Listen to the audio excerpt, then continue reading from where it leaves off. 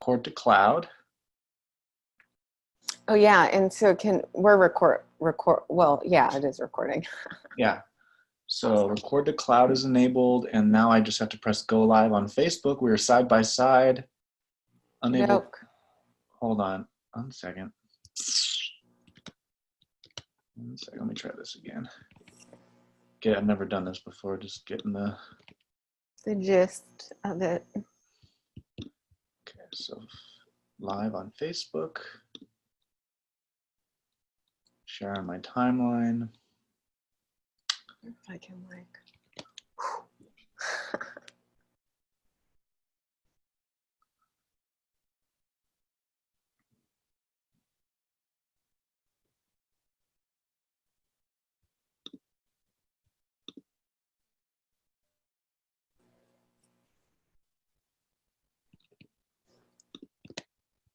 Solara.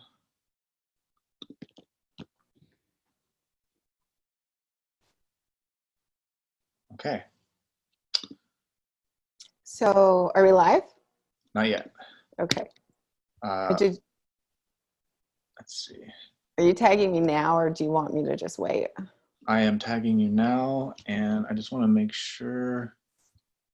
Okay, yeah, my computer's not powerful enough to handle this at the same time, so I'm gonna have to close. Let me get my phone really quick. Okay.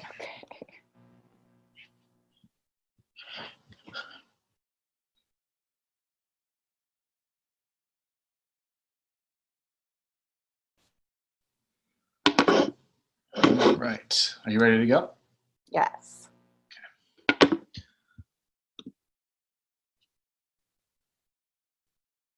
Awesome. Hello, everyone. We are live on Facebook with our new Zoom webinar. So, okay, will you remind me of the title? There's a lot of juice. There's a lot of juice in there. Yes, so it is Join the Magic, Peak Performance and Play in Paradise, the Zone of High Precision Manifestation, and the Art of Doing Nothing. Well, being everything. Being everything. Yeah, that's what kind of came through earlier when I was reading that was, you know, the art of doing nothing, but simultaneously in that space, it's such a rich, fertile ground for allowance and magnetism and just being in the field of being everything and feeling ourselves as everything, and so much lands in that space. And I think too, finding the balance between, you know, the peak performance and the play in paradise, because that's really what peak performance in paradise is. It's such a high resonance of super fluidity.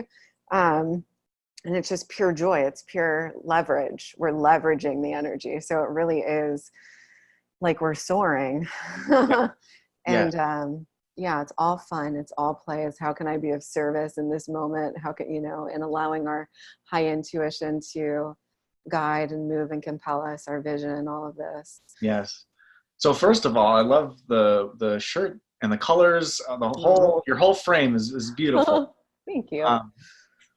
So I think the first inspiration that I had when I wrote that Peak Performance in Paradise is there's a little bit of a almost like maybe an oxymoron or a paradox within that, because I think the traditional view of peak performance is like that grind hustle, and like you're putting a lot of power into it, and you're putting a lot of effort and like and trying to be the best, and that in that seriousness the play can kind of get lost. Yeah. And then we lose really what I feel peak performance truly is, which is when the work and play blend so artfully and so precisely, you know, nothing really feels like work ever. Yes. It's just pure creation. And like the way that I access that is through the portal of my high heart. And I speak into this often, but it's like that space of really rich, ooey gooey, yummy, childlike wonder and joy, where we're being virgins unto the moment. And we're in this holographic virtual reality game, and we're dancing with life. We're playing, we're having fun, and we're simultaneously creating and generating and serving and supporting others in our environment and ourselves. And yeah, the whole thing it feels magical and fun. And one of the ways, and I just had a beautiful conversation with a client of mine about this the other day, that I keep that portal activated and alive in my own experience, is that, you know, our higher self, our collective genius source, is all giving, all loving, all generative, infinite abundance, infinite prosperity, infinite flow, infinite energy, power, love, all of these things.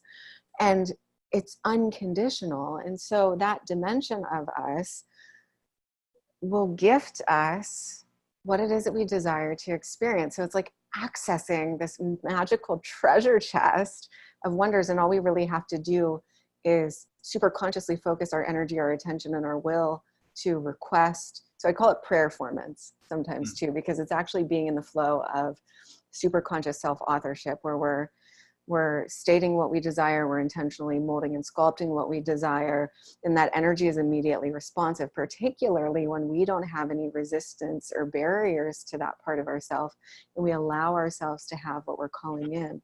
And it's all access from the space of the heart, though. And when we come fully transparent, fully sincere, and we're just aligned to our own truth, and there's no friction in our field because we're in our truth, the energy is just like, okay, here you go, here you go. And especially because, you know, that's, I mean, it is us. So if we're not, ever not receiving what we desire, it's because we're not allowing our own self to have it.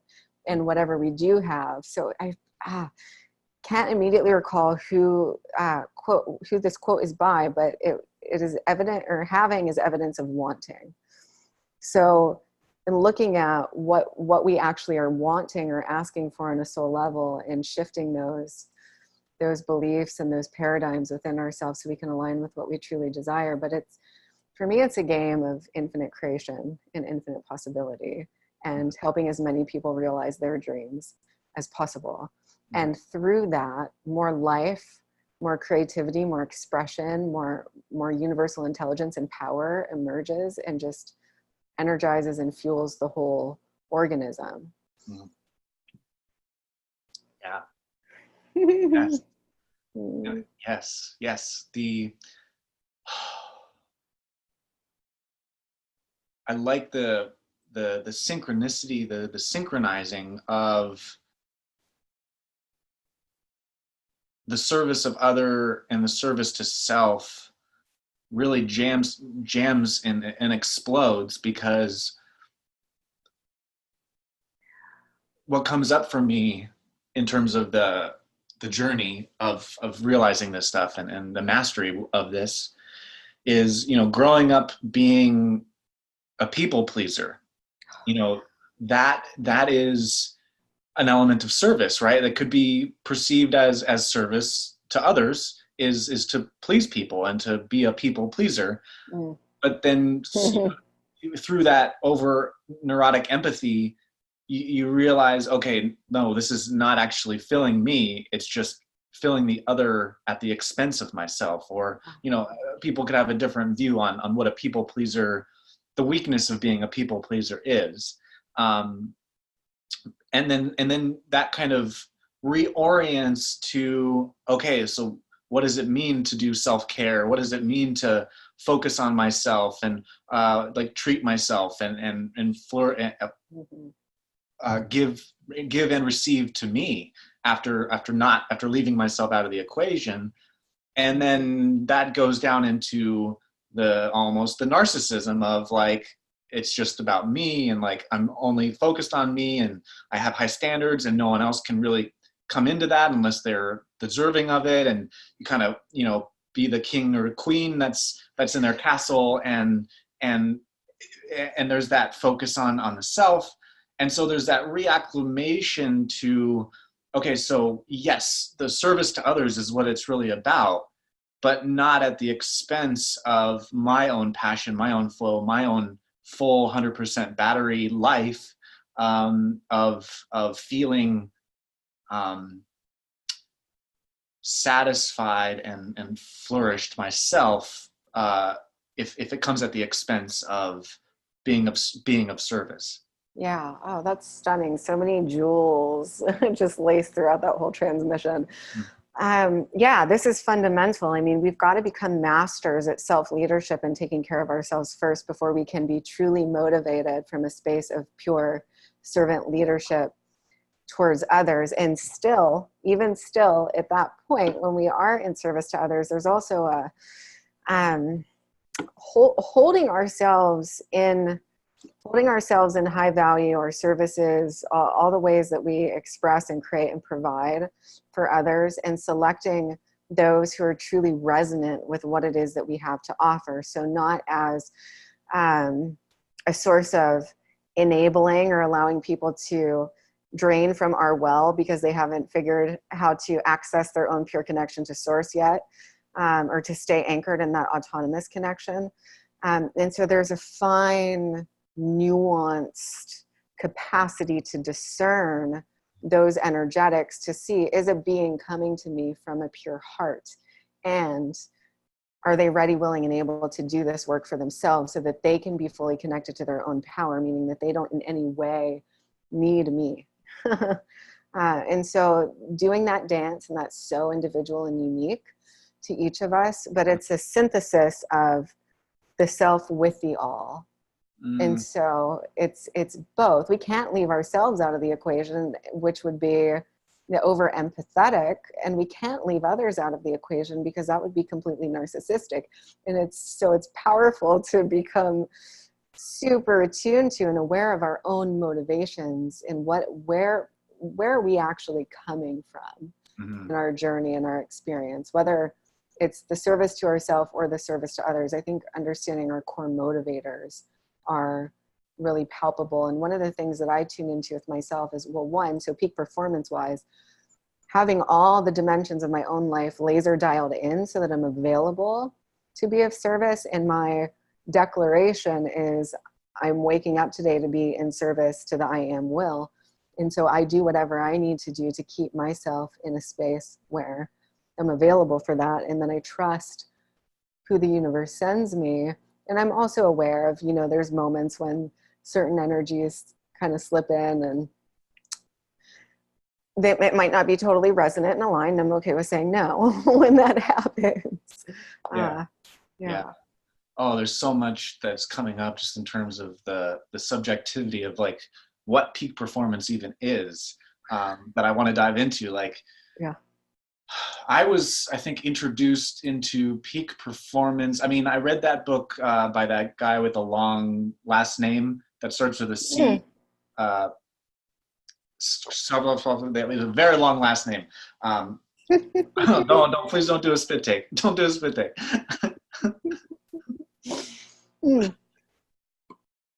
This is the gentleman who I was trying to pronounce his name yesterday. Yes. Chavinsky. It's not what it is totally, but it's close. Yeah. So that book introduced me to a lot of things about flow. And then peak performance you hear through sports. I heard it through sports first. Especially like, the Tom Brady's and like the icons of sports. You hear in Olympics and all of the top tier Olympians of our culture, that the peak performance from a very physical, mental standpoint, is about performance. It's about how well you are performing your job or your craft, your sport, in comparison to what the records are and what the other comparisons are, and it's also in terms of the preparation, the practice, the focus, the ability to get to that place of best performance as quickly as possible or all the time. Like you're practicing in that state. Yes. And where I kind of take it and I tilt it and I mix with it is, peak performance to me, when we're looking at it in terms of like the imagination technology of processing energy at a quantum exponential rate, Yeah. it totally paradoxes or flips the script on scarcity and abundance in a very wild way. To me, peak performance, you know, when it's not really a sport, is really, do I have an abundance of time for the things and people that I love? Mm. Because yes, I go very, very, very fast in what I do. But if someone comes into my reality that I vibe with, and there's like a common vision, there's a common like passion, all of a sudden peak performance means I can leave everything out that I'm doing, and I have an abundance of time with what I choose with this person, and it becomes an eternity in a moment, because of my peak performance of processing time, processing linearity, and processing all of the complexities that put performance down. Mm-hmm. And that to me is the precision that means that I know that I'm on it, is when I have an abundance of time in a very world of scarce time ideals. Mm-hmm. Good Lord, that was absolutely stellar. That's it. You're focalizing that potency of all of that power into the timeless eternal now. And that's when flow comes online, and we call it peak performance. And an interesting thing, like we were talking about yesterday, how those gamma waves actually transcend the brain, is there's a higher guiding force that comes alive in those moments too. So recognizing that there's only ever one point of attraction, there's only one mystical eternal now. So along the exact lines of what you're speaking into, I would say that peak performance is mastering our capacity to live in that space. And that's a super dialed art. Yeah. And even, or there's no off or on. Like right. There's no, it's, yeah, exactly. Or there's no, so it's like there's a Bible verse, if you're lukewarm, I'll spit you out of my mouth. And that's the truth of it. It's what happens. It's like, because that's where it starts to get murky, right? If we're not just laser dialed into that, and we have the practices to immediately snap ourselves into it, if we have somehow gone off course, we go into all these very interesting spaces and places. Okay, so allowing the intuitive flow to guide us, laser lucid.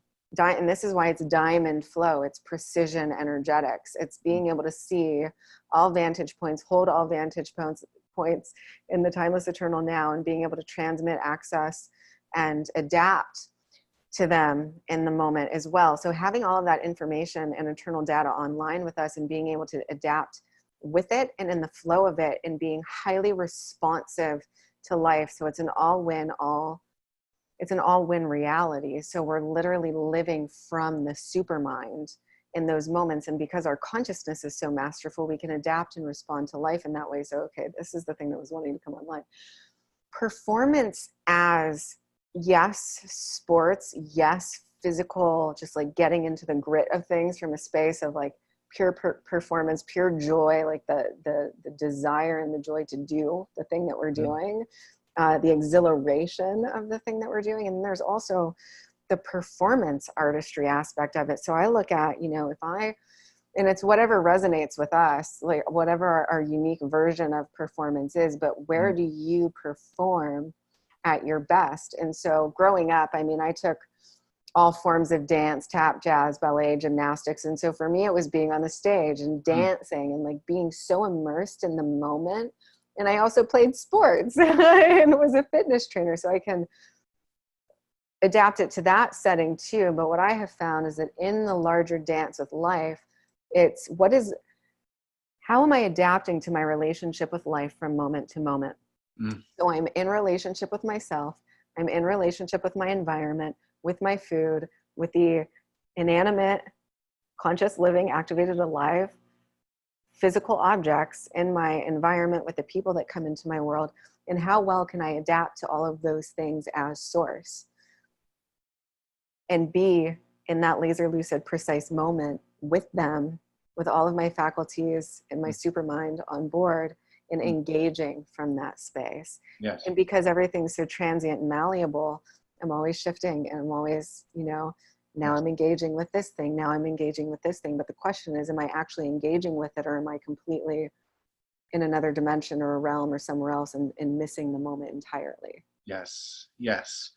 And that it's Ooh. so cool right now, because in getting meta of observe, like in what you're talking about and getting meta on the levels here, you're kind of talking about the application, right? Of, you know, and we're talking to an audience, we're talking to each other, but we're talking to an audience as well, of like the application of it. But really, I'd like to tune everyone to, we're both doing it right now. Yeah. Like we're both in that frequency, in that performance mode right now. We're just meta, and we're talking about it from a place of like, here's how it could work, here's what it looks like, and like that kind of uh,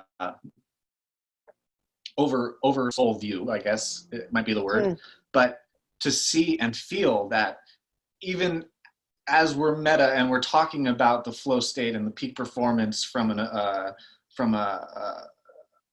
critical or a analytical point of view, this conversation is happening within that play, and it's something like that got brought up yesterday for me as I was contemplating our call yesterday, with that pearl of innocence for my human design. Oh, I love that.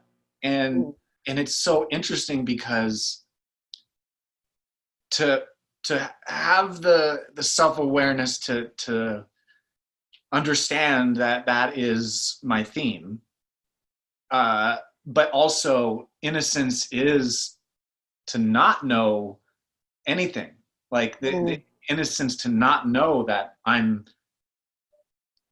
here, but yet to be in that performance, tuned in, aligned space, to let it flow, even though that there's a self-conscious thing that wants to obstruct it, that wants to get in its way. And that's what we talked about yesterday with the self-conscious versus self-awareness.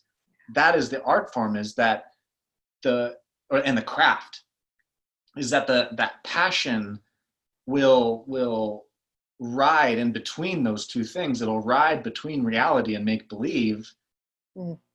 And the self-conscious mode will try to diverge that into more downward frequencies, into more density. Yeah. But the more practice, I guess it's practice, even it's practice. Yeah. It's training. Even though when all that training is stripped away, it's just you being from that point. But yes, practice. I can say that the practice, the training to discern where that separator is between the self-conscious states and the self-aware states,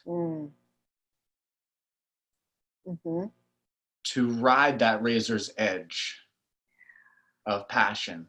And this, it's interesting because I find myself lovingly disagreeing with you on a word that I want to talk about, which is friction. And we've kind of already talked about this a little bit. Yeah. Yes. And I want to talk about that more, because friction to me is the edge of creation. It's right at that edge of real and unreal, right at the edge of unmanifest to manifest. And it's where the human can't, it's the edge where the human can't go any further, but you're pushing those boundaries. And so, but I understand your perspective that there is no friction. Like when there's that self-awareness, there is no friction. But to me, there is a layer where friction is gamified, where there is a play to balancing on a razor's edge of precision. Yeah. So this is stunning. So friction. Okay, so friction serves. Friction, I mean, friction creates fire. Yes. So it ignites our potential, it ignites our passion, it gives us that boost to move forward where we've Pressure makes created. diamonds too. Yes, yes, it does. And tons of pressure also. um, so it serves the evolutionary function and it has a deep and beautiful purpose. However, friction serves to create a greater harmony.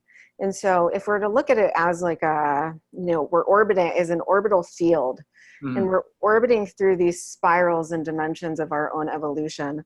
And we apparently need at certain points or soul or desire, I would say we desire because it's always a choice. We choose friction to help catapult us into that next sphere, dimension of our own expansion.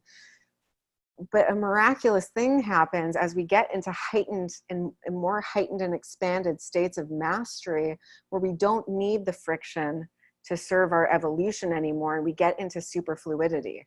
And so this is just these are just different points of our experience, and none of them are good or bad or right or wrong, or one exists, another one doesn't exist. They all serve in different moments. I've experienced intense, intense friction and pressure and struggle and overwhelm and density. And you described it to you the other night. It's like literally points in my life where I felt like I was swimming upstream in a swamp. And I gained a lot of tenacity and perseverance in those spaces. And I needed that to support my own growth at those times. Now I'm in a point of cultivating that high friction-free, invincible environment in my own field. And so I just don't select friction. And I don't think that at a certain point we don't need it to evolve anymore. Or we do, but that's a decision too. Yeah. Like deciding I don't need it to evolve anymore because I'm not going to limit myself anymore. Therefore, there's not going to be a glass ceiling or an invisible wall or some kind of shackle to break free from or release from. Instead, I'm going to choose to do what I can, what's in my power, to stay open and expanded and continuously just being naked with life to allow that energy to course through me and flow through me. And that, and on a level of really tangible, practical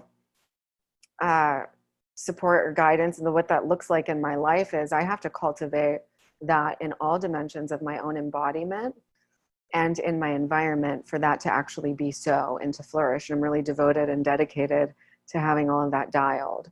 And I'm constantly getting better at it too. So that's another thing, is I don't know where certain things need to be dialed until something arises where I'm like, oh, wait a minute, this isn't conducive to me having that open field in that way. So I'm going to shift some things, realign some things, whatever it is, whether it's within my own self or it's within my environment. And then I get to practicing it even more, because ultimately the goal is to be able to be in that state no matter what is occurring on the external. Yes, yes, yes, yes.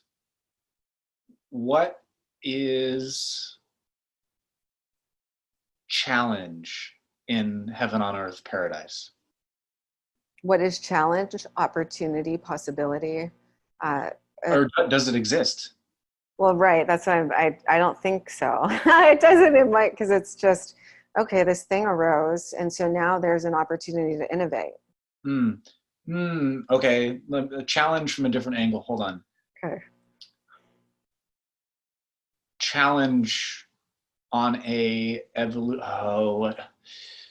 This is good.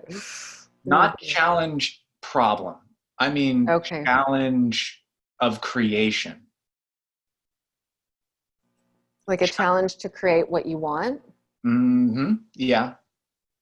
What or I actually a challenge to like even bump up that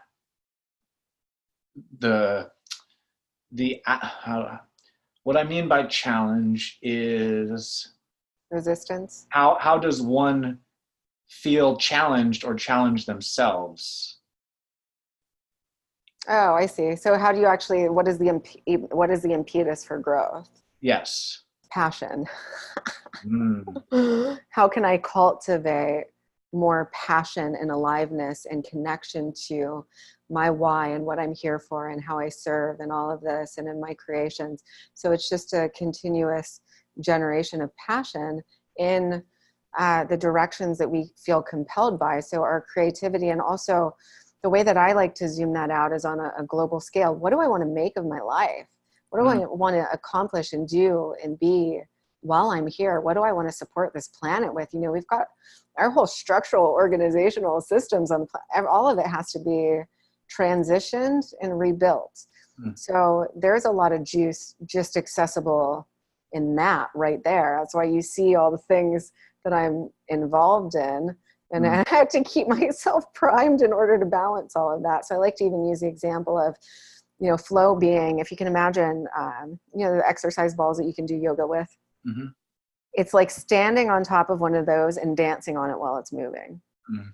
So that's kind of like the mastery of flow. And can we move back and forth between our creations? So the impetus for growth, I would say, is action. And one is, as we open, more of our desires start to come into our reality rapidly. And so are we open and available and ready for them?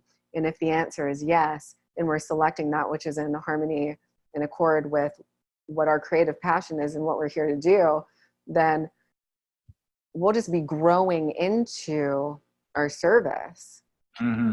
And into our creation. So it's, I don't need something to jolt me awake anymore. I'm awake and I've decided to stay awake, and I'm going to continuously steward all of these dimensions of my life and feel the exhilaration of that. And the more that I get into that generative, high leverage flow, the more comes in. And that unto itself is just such an exhilarating, it's a forward generative power. Yeah. So it's like we're living in vision.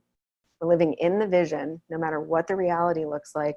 And by virtue of staying connected to that frequency, everything is just, we're magnets, because there's only one point of attraction. So if I can live in the vision right here, right now, I'm only going to attract what is in resonance with that and with my own field. So keeping that really activated and alive and just continuing to, so I say flourish forward is what I mean by this. It's like we're actually leaning into our creations continuously instead of falling back or taking, I would say, processing even ends. Processing is the simultaneous unto the now. It's processing and action and all of the things are happening in the present moment. So we don't even need to, you know, I need to take a few weeks to go process, or I need to go heal. It's like we're healed, we're whole. The processing is taking place, but it's a really high level of adaptation, malleability, flexibility, fitness on all levels, really, and particularly cognitively. Yes. Yeah. To me, the challenge is how many can I just keep saying yes to projects? That is the way that I'm challenging myself. Is just like, if a project is lighting me up and I say a yes, it's like, I'm going to keep doing that. And like, for that flow state, I can feel it. It's like, even what you said about the balance on the ball, you know,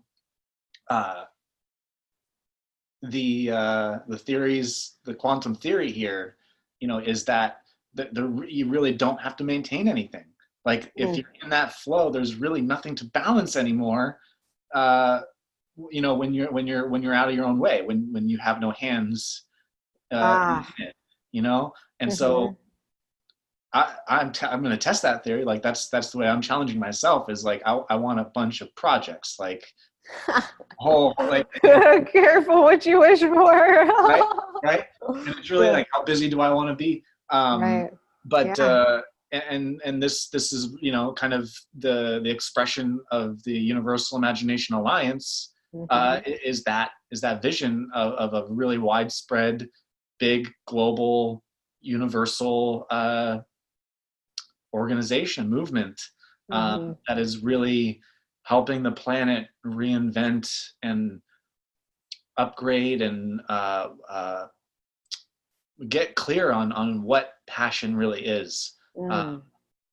You know, when you step beyond the philosophical, the spiritual, all of that, like passion is the volatile substance that Mm. transcend or spans the physical and the metaphysical. It is that it is the bridge. Passion Yes. is the bridge. That doesn't get too woo woo, and it's not quote unquote like real in a 5 cent based thing. You can't touch it, you can't see it, and so the more that humanity can understand that passion is this common substance that we all share, and it could be linked to spirit if you want to go religious on it, and I can't think of any other examples, but like life force. life force, yeah, Or creative intelligence. yeah, that's passion is Free my energy. It's yeah. free energy. And actually, is interestingly, well, I love to use free energy because it can get a little bit interesting when we say follow our excitement or follow our passion, because that doesn't necessarily always lead us down the most cohesive paths, Mm-hmm. unless we're super attuned to our true nature, in which case it always will. But there is a certain point where, you know, we're growing and evolving, and that what might seem like the next exciting thing or the passionate thing isn't actually what's the healthiest thing or the most supportive thing. So once we expand into the super conscious states, then we're always going to be selecting in alignment with that, because we're so super tuned to and aware of what it is. But free energy, so if you think about free energy and going back to being friction free, what would it feel like to just place yourself, even just if you're tuning in with us right now, to just take a deep breath, like relax your entire body, take a load off, release everything that you're holding inside of your body, your heart, your mind, your soul, to source. Just release it into the field, release it to your higher self, and just let go. What would it feel like to be free? And so it's a feeling of being free, that sovereignty, knowing that we are free and that we are the creator, that we are the source, and that our reality is adapting to the quote rules and paradigms and belief systems and structures and convictions that we have in our own heart and soul.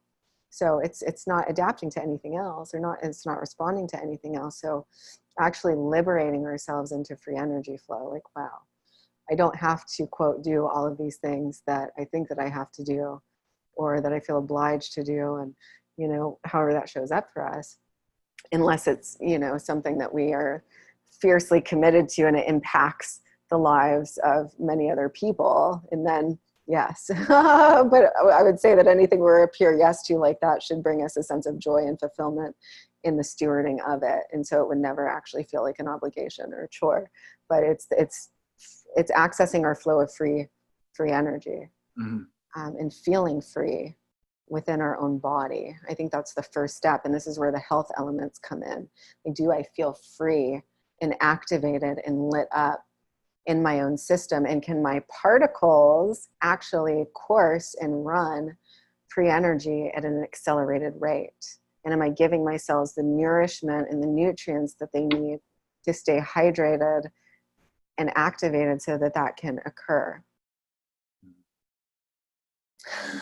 Just going on. I love energy. Mm-hmm. So peak performance. There's so many. I love all the dimensions of it. I love the metaphysical, the quantum. I love the sports, holistic health, nutrition, human potential, DNA, genetic, epigenetic, all the different dimensions of it, and the really tactical, practical pieces of it too, around how we best support ourselves and our body in a loving, nourishing, honoring way. There's all these different dimensions. And so, and then the next one was manifesting. Let me see, hold on. I'll look through, let's see. Yes, the zone of high precision manifestation and the art of doing nothing. Yes, in the art of doing that thing. Ah, well, okay. So coming from the perspective, and I spoke into this a little bit earlier on Facebook, where I said if it's not instant, it's not quantum. So one, there's a capacity to own our, not only our connection to the source, but our embodiment as source in any given moment to create a state shift, or to actually just be in pure choice and selection around our current state instead of allowing anything else to dictate or determine it. So we have that choice and that capacity in any moment. I am source. I'm choosing to be in my full embodiment of source. I'm not evolving into source or becoming source.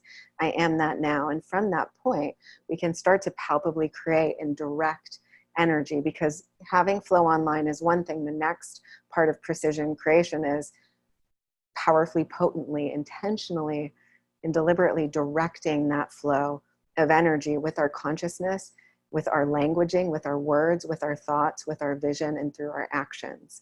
And so that's where the precision comes in. So we're dialed to flow. And now, how are we going to author, navigate, and maneuver in our reality?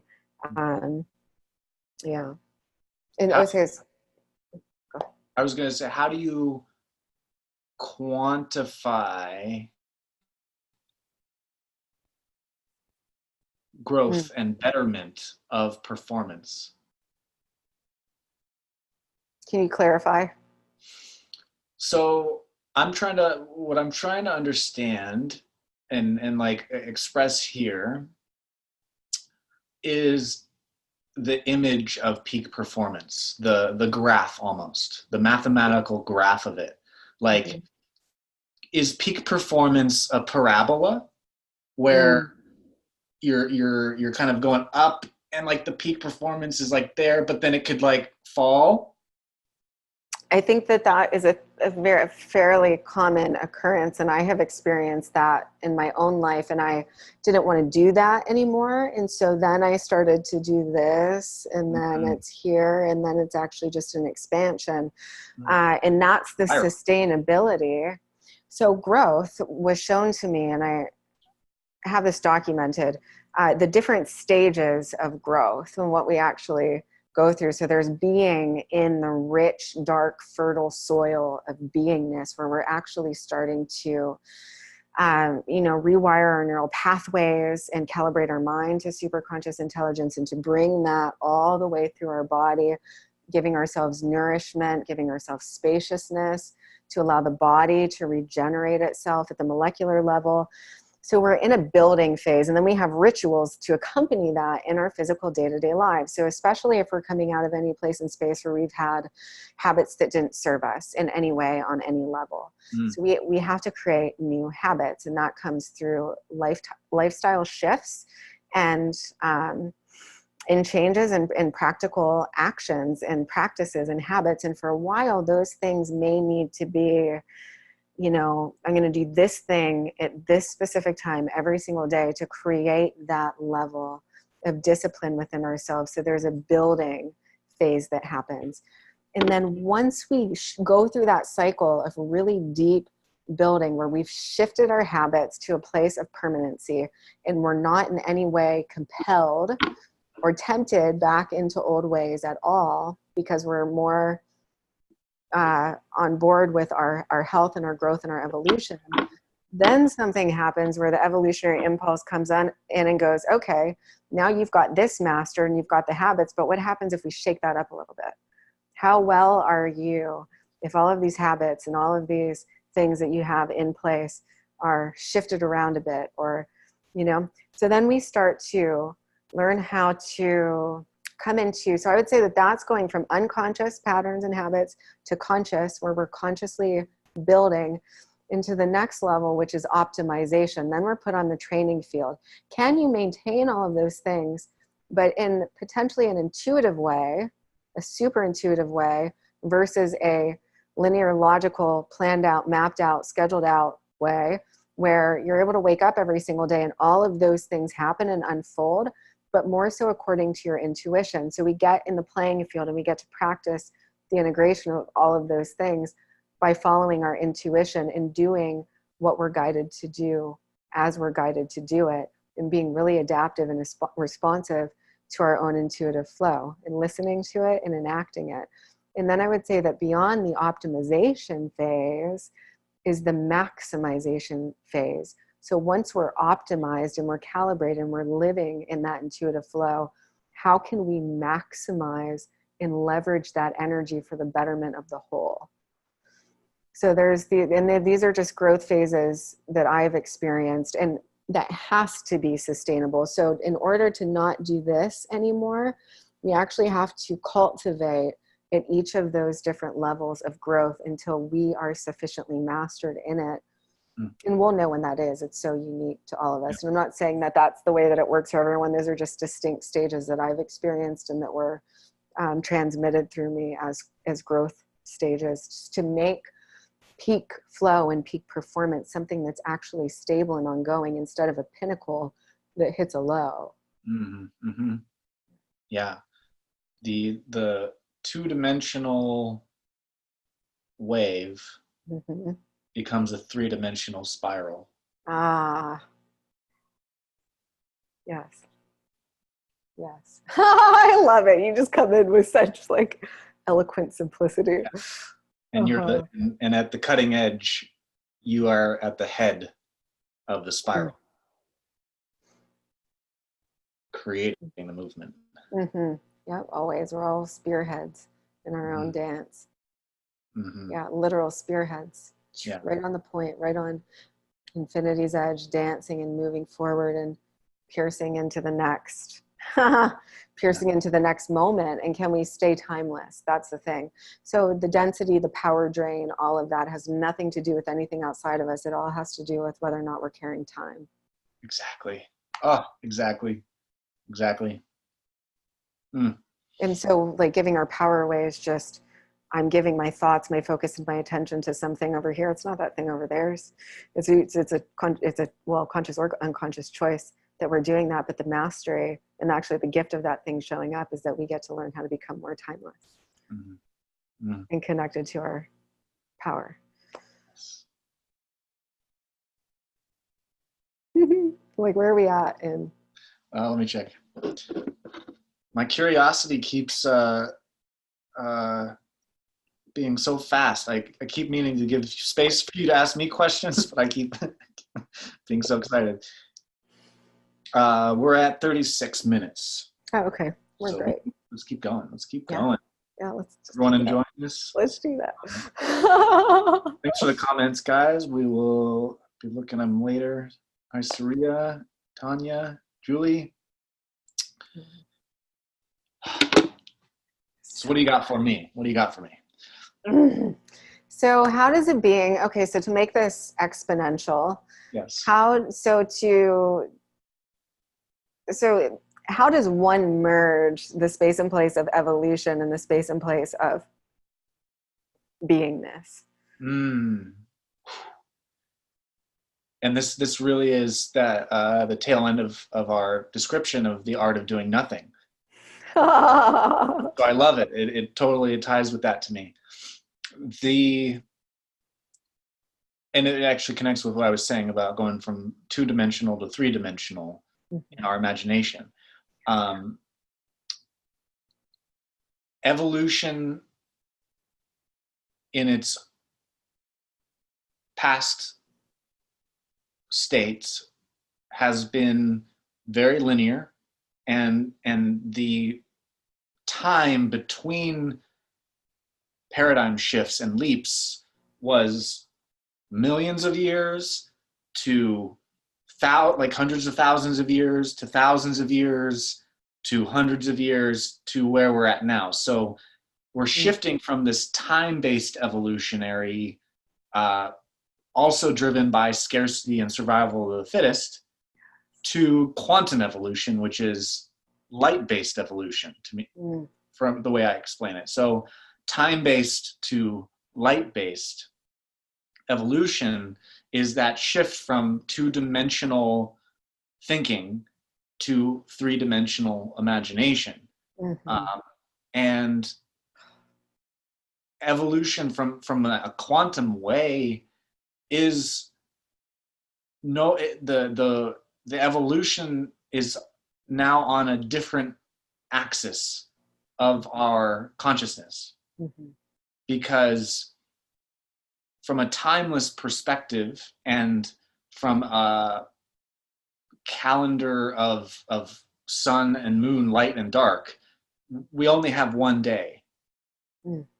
And so the evolutionary progression is no longer measured within time, but on a different axis that's measured on the depth within the 24-hour day that you are present within. So rich. Yes. Yes, and Yes. that's the eternity in the moment. That's the different axis you're riding in your day one of timelessness. Mm-hmm.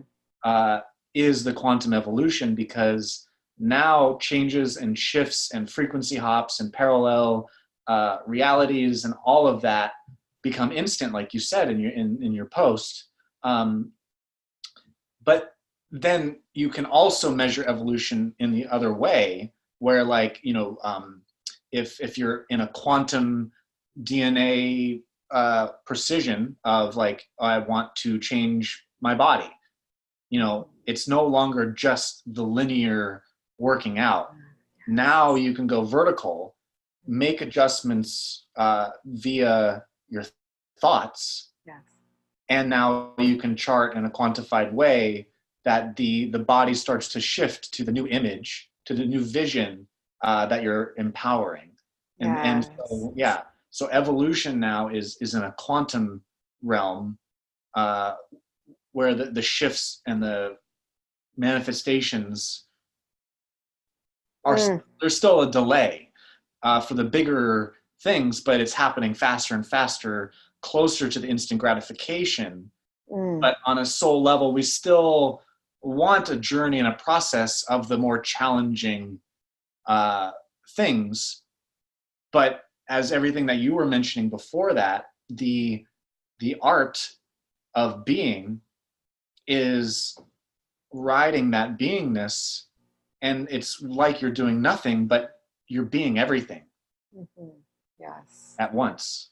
Mm-hmm. That's so beautiful. As you were sharing that, they're showing me that vertical alignment and calibration, which is primary, actually informs the linear. So all of the things that we're still doing in a linear fashion, so to speak, as we plan and we organize and we do all the things that we still do in the third dimensional reality, that vertical alignment informs it and it drives it. Mm-hmm, mm-hmm.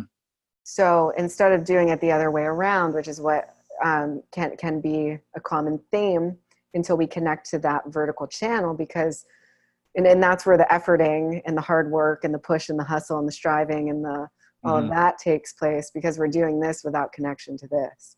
But with connection to this first, this becomes a breeze and it becomes quite fun. Yes. Yeah. And just to connect that for people in the 2D to 3D way, because yes, we're in the third dimension, but what I'm talking about is almost like the mental sphere, going from 2D to 3D in that capacity of self-awareness. That when you're, and this was a paradigm shift when Einstein did space-time, is when you're two-dimensional, you are linear in the terms of looking at your life from the past, present, future perspective is on an x-axis. And so you're riding a line. And the y-axis is still an emotional frequency in a way, but it's way more limited. The moment that you add dimension to this axis, you add the z, you're making 2D, 3D, so you're adding x, y, z. Time now becomes the depth, the z-axis, and the y is the frequency that we're talking about. So you're still riding through time in a different axis, but that y-axis is you're carrying it with you. And so perpendicular. Yes, yeah. Yeah. And you're riding through time, but you're in the middle of an axis, of an XYZ axis, riding through time. And Mm-hmm. so the amount that you're aligned to your truth is the more pinpointed you are within the optimal place of that traversal. Mm-hmm. And being able to select that in the moment too. So bringing it back to that holographic, which is infinite. I mean, it's infinite dimension. So if you're even to look at a diamond and all the multiple facets in a diamond, being in the hologram and being the point at the center of that hologram and just seeing it like a disco ball expanding out with all of these dimensions and fractals and spheres of itself, all of the geometrical ways that that energy expands out. What we select in the moment of now changes our past, present, and future simultaneously. Yes. So my choice right here changes what the past had to be to get me to now, and it's simultaneously creating my future. So this is a potent way to heal our lineage and to shift family dynamics and to shift anything that we want. What we're selecting now changes the whole game. And so recognizing the power in that and the power of selecting from that point of awareness. And so you can imagine all of the different frames in the disco ball calibrating and shifting and changing to reflect you in the moment. So being the sorcerer or the sorceress at the center of your universe and commanding your reality via the selection of your frequency and your point of consciousness in that moment. And it changes everything. It changes all the mirror reflections, which is gorgeous because it helps us to connect into the realization that we are whole and that we have full power inside of our reality in any moment and profound capacity to create change throughout the whole, because what happens in one place in the quantum field happens everywhere simultaneously. So when we make that choice, our reality adapts to us. And we always have the capacity to shift our state. So good. Yeah. So yeah. So good. It's so good. It's so powerful. It's like, wait a minute. I can just select that. I don't have to process. I don't have to be in this place and space. I can choose. Yeah. And there's nothing more powerful than that. Yeah. I like to say that the frequencies and the quantum consciousness internet frequencies are just like the cable channels, you know, and you go from the basic channels to the premium channels, and you are in control of that guide, that menu. Call it Wi-Fi, galactic Wi-Fi. I know it's like I'm tuning into a very specific channel. I'm going straight to the source head. And I'm filtering it through. And that's the energy that I actually run through my filters in my holographic field and in my physical body through my energy. It's diamond energy. So it's actually the evolution of, so I mean, I work with all the colors and rays of light, but the diamond ray contains all the colors and the rays. So it's the synthesis of all of them. And actually even beyond, you know, silver and platinum and gold and all of this is diamond energy. It's the most highly efficient, pure, clear, transparent, electromagnetically charged energetic that we have access to. And that's on the level of free energy for planetary resources, as well as consciousness and spiritual energetics. And then all the facets of the diamond are also clear. So when you look at diamond consciousness, it's like I'm able to look into my reality and see everything. I see myself in everything. To see my true self in everything. The mirror is clear. All the facets are clear and everything's transparent and everything is elucidated because I'm aware of what's going on out here. There's the wobble is removed. So we're transcending polarity and duality entirely. And there's one focal point. And it clarifies the whole diamond rapidly. Yeah. And transparency is the removal of the screen or glass that the mirror represents. The patterns and, the programming or the lenses or the filters of perception that don't allow us to see paradise fully. Yeah. That's where in this, there is no real glass.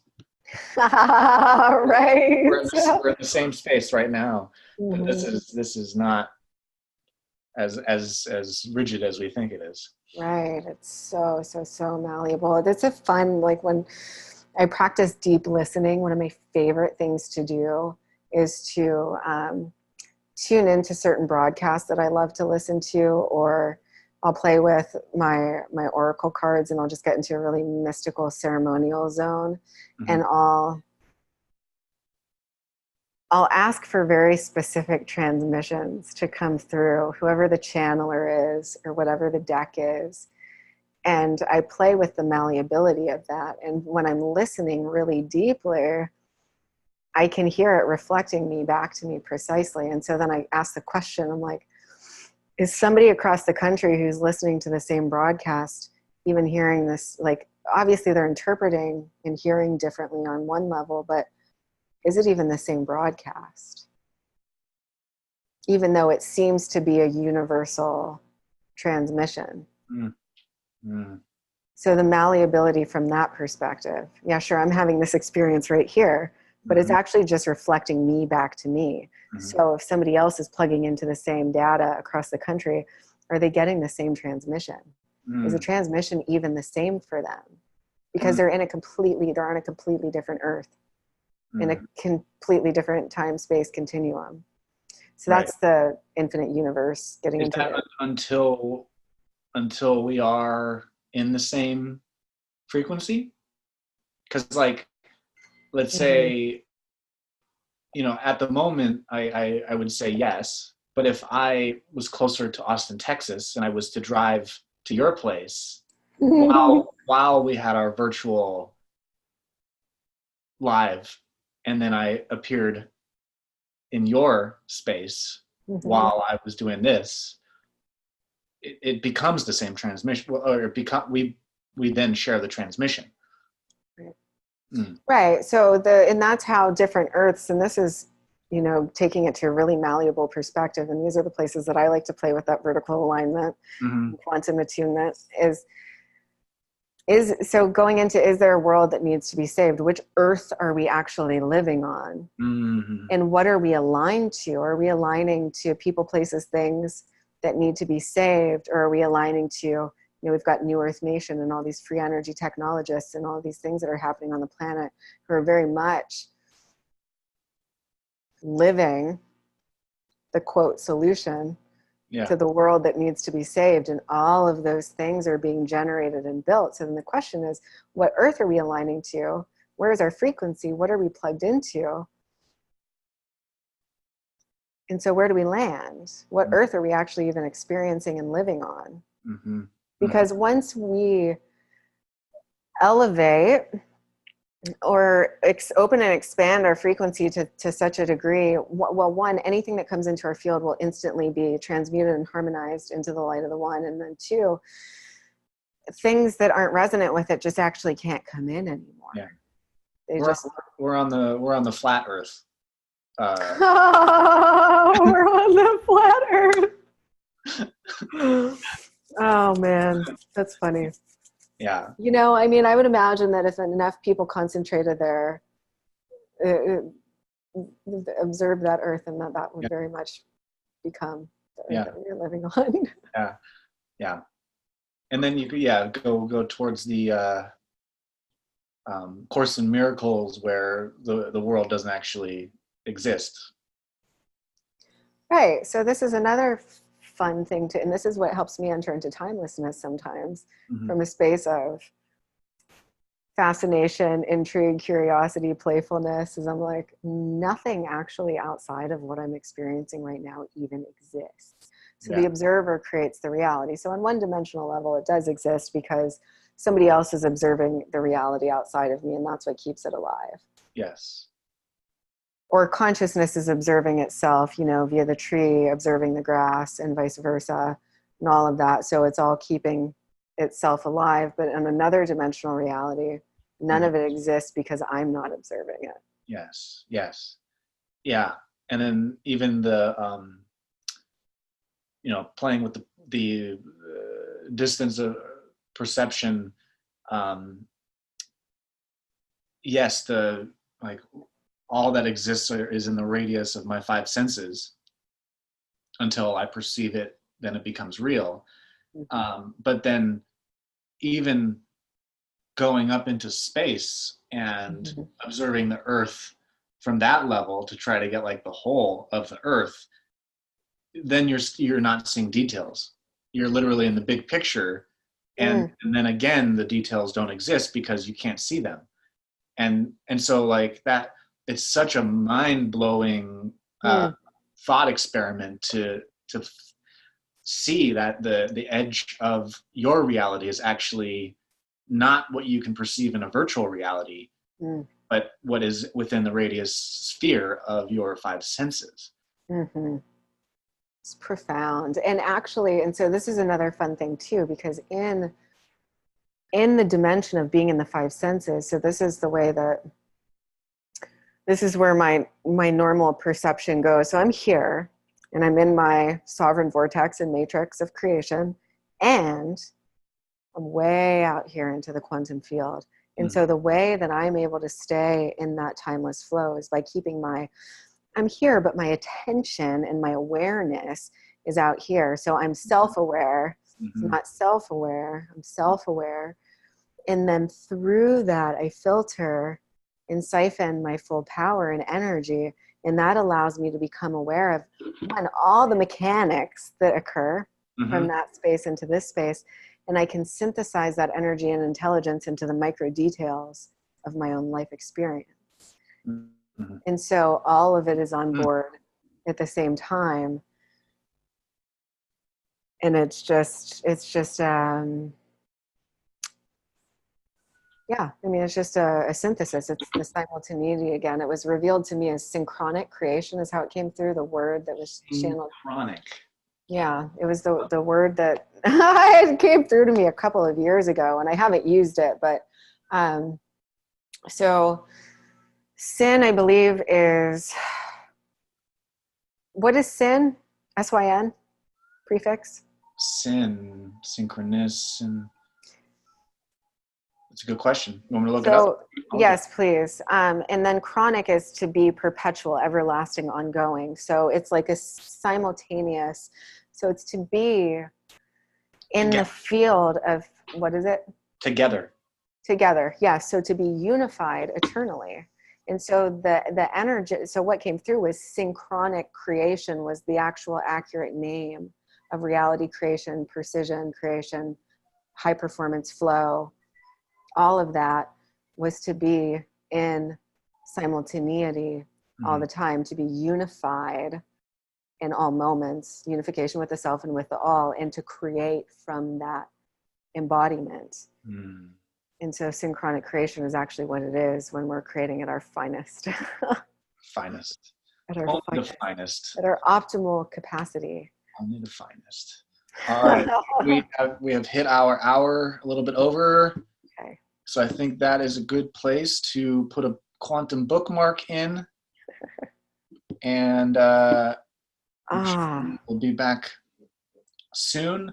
I think what I want to do is maybe do a registration webinar so that people can watch the flow state training that we're going to do on Sunday. Do you want to actually go through a flow state training? I thought, well, we had talked about doing it on Sunday. Oh, I thought I was going to just facilitate for you, but you want to do it live? Well, not on Facebook Live, but let's do it. If people want to join in on the webinar, they can observe. Oh, got it. Yeah. Awesome. Yeah. Cool. Yeah, let's do it. So it's going to be laser dialed in, and we're going to go science, and we're going to go quantum, and we're going to tie it all together so that it's very, so that we can fully understand it and implement it. Yes. Awesome. Yeah. Cool. And I will throw the link below for our Liquid Nirvana program. And for those who have hopped on calls, we look forward to talking with you. Read through it. It's amazing. It's amazing. I'm super pumped about it. Yeah, and it's filling up, guys. So if you want to join us, now is definitely the time. And we would love to just connect in with you. Yes. And just have you part of the family. Wow. All right, Solara and everyone, thank you very much for joining. And we'll be back shortly. See you again. Love you guys. Mwah.